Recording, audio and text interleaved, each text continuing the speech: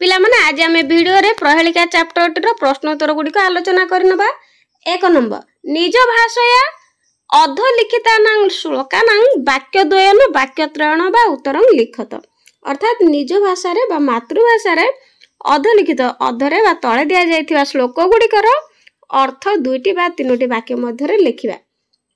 क अनेक सुशिरं वाद्यं कान्तं च ऋषि संगीतम चक्रिणा च सधाराध्य जो जानाति स पंडित। अर्थात अनेक बिलयुक्त बा गर्तयुक्त आदि अक्षर होची आदि वर्ण होची बा प्रथम वर्ण होची ब एवं अंत वर्ण होची क। कौनसी ऋषिंकर नाम एवं सर्प जहार मध्यरे वास करिथाए एहा को जे जाने से होची पंडित। अर्थात वाल्मीक बा उइहुका। ख अस्ति नास्ति शिरो नास्ति बाहुरस्ति निरंगुलिहि नास्ति पादद्वयं गाढ़म आलिंगति स्वयं। अर्थात एहार हाड़ नाही मुंड भी नाही हाथ अछि हेले अंगुली गुड़िक नाही पाद 2टी मध्य नाही हेले निजे शरीर को भल भाव आंगिकन बा आलिंगन बा घोड़े रखुची। यार अर्थ होची जामा बा साट।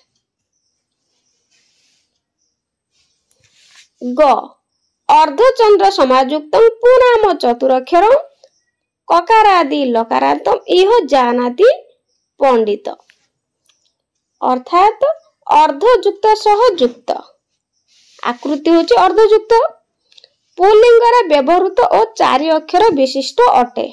एहार आदि अक्षर होची क एवं अंत अक्षर होची ल। एहा को जे जाने से होची पंडित। करताल बा झांझ बा घ युधिष्ठिरस्य जा कन्या नकुलेन विवाहिता पूजिता सहदेवेन सा कन्या वरदास्तु मे।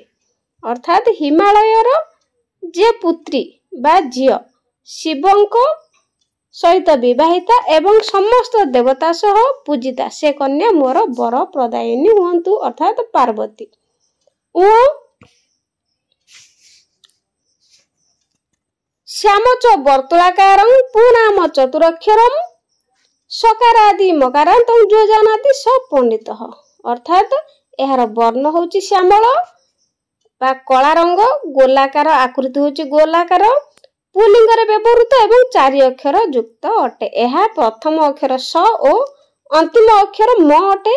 एहा जे जानची से होची पंडित। अर्थात शालग्राम। यार आदि अक्षर स एवं अंत अक्षर म तेणु शालग्राम।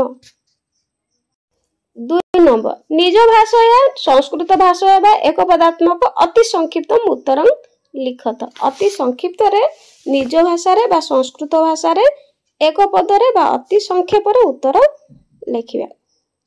का नित्य सह बने तिष्ठति। अर्थात किए सर्वदा पानी रे रुहे। यार अर्थ होची नौका बा डंगा डंगा सब बेले पानी रे रहे। ख किं चक्रिणा सदाराध्य भवति।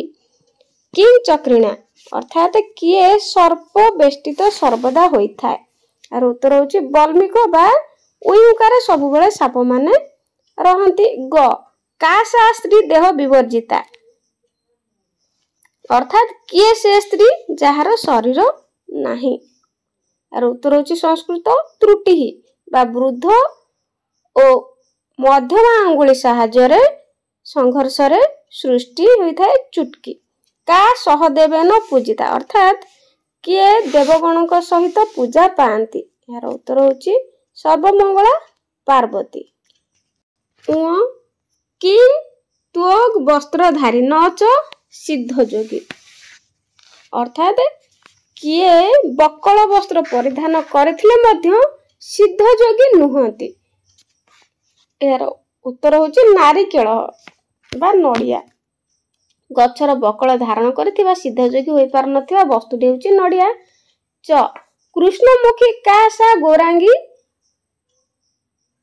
जा सदा पेटिका बासिनी। कृष्णमुखी अर्थात किए से कृष्णमुखी अर्थात कला मुह जहार शरीर होची गोरा एवं से सबुबले पेड़ी भितर रही था पेटिका बसनी अर्थात अग्निशलाका बा दियासिली काठी रो मुह होची कला एवं देह धला। 6 का अमुखी कुरुते शब्द किए से मुह नथाई मध्य शब्द करे यार उत्तर होची त्रुटि ही बा हातर वृद्ध बा मध्यम अंगुली रे संघर्ष रे सृष्टि चुटकी। ज कह त्रिनेत्रधारी नच शूलपाणी किए त्रिनेत्र धारण करथिले मध्य महादेव शिव नुहंती। यार उत्तर होची नारिकेल अर्थात नड़िया नड़ियार 3टी आखि थिले मध्य से शिव नुहंती बा 3टी आखि थिबा शिव बोलाउथिबा पदार्थटी होची नड़िया। झ कस्य पादद्वयं नास्ति परं गाढ़ आलिंगति कहार पाद दुईटी नाही किंतु गाढ़ आलिंगन करे। यार उत्तर होची युतकम बा जहार पाद दुईटी नाही किंतु शरीर को पूरा आलिंगन करिकी रखि थाए। युतकम बा साट बा जामा मध्य के कहि थांती निय का बने जाता बने च त्यक्ता किए बनरे जात हुए एवं बनरे बा पानी रे सब बेले छड़ा जाई थाए। तार उत्तर होची सठिक नौका बा डंगा। नंबर संधि विच्छेद कुरुत संधि विच्छेद करिबा साक्षर न अर्थात साक्षर युक्त न जो जानाति जह युक्त जानाति सदाराध्य सदा युक्त आराध्यम। तापरे काको अयम काकह युक्त अयम चैव च एव चैव नास्ति न अस्ति नास्ति बाहु अस्ति बाहु युक्त अस्ति गाढ़ आलिंगति गाढ़ युक्त आलिंगति। च वर्तमान संधि कुरुत विच्छेद देछि संधि करिबा विभ्रत युक्त न विभन्न चतुरक्षरम चतुरक्षरम मम अपि अस्ति ममाप्यस्ति मोर मध्य अछि ममाप्यस्ति। पदम एकम रथ जाति हर्ष मुपागत तब युक्त अपि अस्ति तवाप्यस्ति दन्तेहीन न एव नैव पर्वत युक्त अग्रे पर्वताग्रे। वाक्यानि रचयत 5 नंबर वाक्य रचना करिबा। अपि माने मध्य जननी जन्मभूमिश्च स्वर्गादपि गरियसि एव माने ही सत्यमेव जयते एवं मा वद ही कहले जेहेतु त्वम ही मम बंधु। सदा अर्थात सर्वदा सदा अर्थात सर्वदा सदा हरि स्मर जदि इच्छसि आगच्छ तद होछि तत् सत्।